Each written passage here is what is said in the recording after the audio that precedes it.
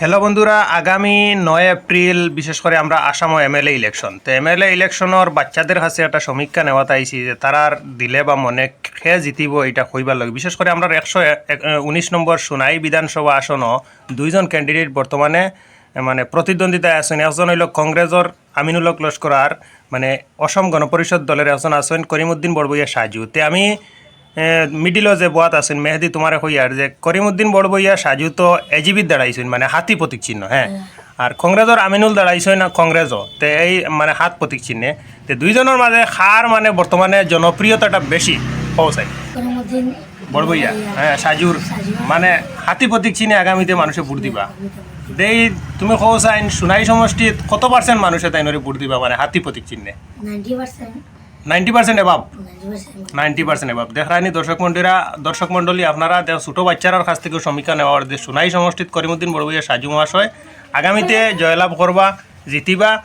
আর এটা তোমরা একমত আছো যে করিমউদ্দিন বড়বইয়া সাজু জিতিলে আসামও মানে সরকার দলের একজন এমএলএ আমরা সোনাই ভাইমু না নি? ঠিক আছে। তে আগামীতে তোমরাও আসো, তোমরা পিতামাতা বা আত্মীয় স্বজন সবরে কইও যে 9 তারিখ গিয়া হাতি প্রতীক চিহ্নে করিমউদ্দিন বড়বইয়া সাজুরে সবাই ভোট দিতা। তে এই ব্যাপারে কোসেন করিমউদ্দিন বড়বইয়া সাজু জিতিলে আমরা লাভ কিতে হইব?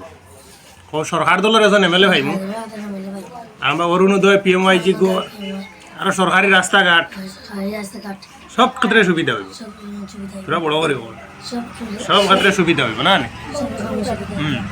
তে আর মোটামুটি সুবিধা ক্ষেত্রে আমরা ধীরে ধীরে ডেভেলপমেন্ট হইব না? আর আমরা কংগ্রেসও ভোট দিলে কিতা লস হইব? লস হইব যে সরকার দলের এমএলএ আমরা পাইতাম না। সরকার দলের এমএলএ যদি না পাই আমরা বিরাট লস হয়ে যাব।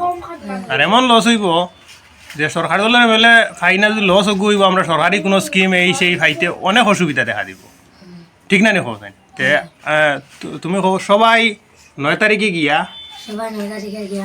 মানে হাতি প্রতীক চিহ্নে ভোট দিয়া করিমউদ্দিন বড়বইয়া সাজু মহাশয়কে বিপুল ভোটে মানে জয়যুক্ত কর্তা করিয়া আমরা সোনাইর সেবা করার সুযোগ দান কর্তা, সেবা করবার সুযোগ দান করবো। আর তুমি তো বর্তমানে একজন ছাত্র হিসাবে আছো। ছাত্র, তোমার বয়স কত? 11 বছর নি? কোন ক্লাসে পড়ো?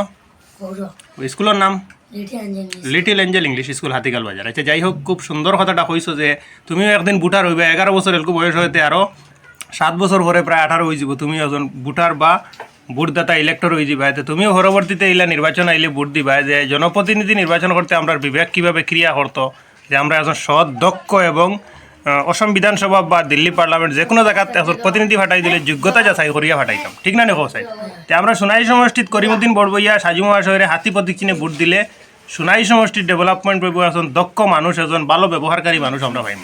ঠিক না? নেখো চাই। Thank you. এই সমীক্ষাটা তো লোয়ালে তোমাকে অসংখ্য ধন্যবাদ। তুমিও বিশেষ ধন্যবাদ।